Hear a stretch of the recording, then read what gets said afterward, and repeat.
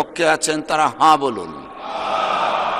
যদি কেউ ইসলাম ছাড়া নিজের জন্য অন্য কোনো জীবন বিধান অনুসন্ধান করে, তবে তার কাছ থেকে সে উদ্ভাবিত ব্যবস্থা কখনো গ্রহণ করা হবে না।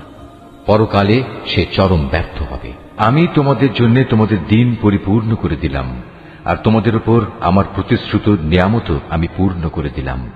তোমাদের জন্য জীবনের ব্যবস্থা হিসেবে আমি ইসলামকেই মনোনীত করলাম। যারা আল্লাহর নাজিল করা আইন অনুযায়ী বিচার ফয়সালা করে না, তারাই হচ্ছে কাফের। আর যারাই আল্লাহর নাজিল করা বিধান অনুযায়ী বিচার ফয়সালা করবে না, তারা হচ্ছে জালেম। যারাই আল্লাহর নাজিল করা আইনের ভিত্তিতে বিচার করবে না, তারাই ফাসেক। বলো, যারা ইমানের আলো পাওয়ার পর কুফরি করেছে, আল্লাহ তাআলা তাদের কিভাবে আবার আলোর পথ প্রদর্শন করবেন? অথচ এর আগে এরাই সাক্ষ্য দিয়েছিল যে আল্লাহর রসুল সত্য এবং এ রসুলের মাধ্যমেই এদের কাছে উজ্জ্বল নিদর্শন সমূহ এসেছিল। আসলে আল্লাহ তাআলা কখনো সীমা লঙ্ঘনকারী ব্যক্তিদের সঠিক পথ প্রদর্শন করেন না।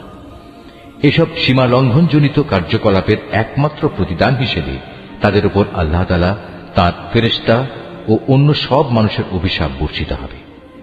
সে অভিশপ্ত স্থান হচ্ছে জাহান্নাম। সেখানে তারা অনাদিকাল ধরে পড়ে থাকবে। এক মুহূর্তের জন্যও তাদের উপর শাস্তির মাত্রা কমানো হবে না, না আযাব থেকে তাদের একটুখানি বিরাম দেওয়া হবে। তবে তাদের কথা আলাদা, যারা এসব কিছুর পর তওবা করেছে এবং তারপর নিজেদের সংশোধন করে নিয়েছে। আল্লাহ তাআলা অবশ্যই ক্ষমাশীল ও পরম দয়ালু। কিন্তু যারা একবার ঈমান আনার পর কুফরির পথ অবলম্বন করেছে, অতঃপর তারা এই বেঈমানি কার্যকলাপ দিন দিন বাড়াতেই থেকেছে, আল্লাহর দরবারে তাদের তওবা কখনো কবুল হবে না, কারণ এ ধরনের লোকেরাই হচ্ছে পথভ্রষ্ট। রুকু 10।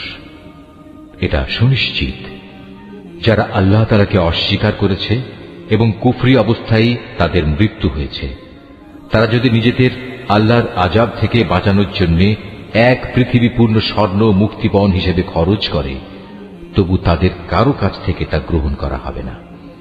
বস্তুত এরাই হচ্ছে সেসব হতভাগ্য ব্যক্তি যাদের জন্য রয়েছে মর্মন্তুদ আযাব, আর সেদিন তাদের কোনো সাহায্যকারীও থাকবে না। তোমরা কখনো যথার্থ নেকি অর্জন করতে পারবে না যতক্ষণ না তোমরা তোমাদের ভালোবাসার জিনিস আল্লাহর পথে ব্যয় করবে। মূলত তোমরা যা কিছুই ব্যয় করো, আল্লাহ তাআলা তা জানেন। আজ তোমাদের জন্য যেসব খাবার হালাল করা হয়েছে, তা একসময় বনী ইসরায়েলদের জন্য হালাল ছিল।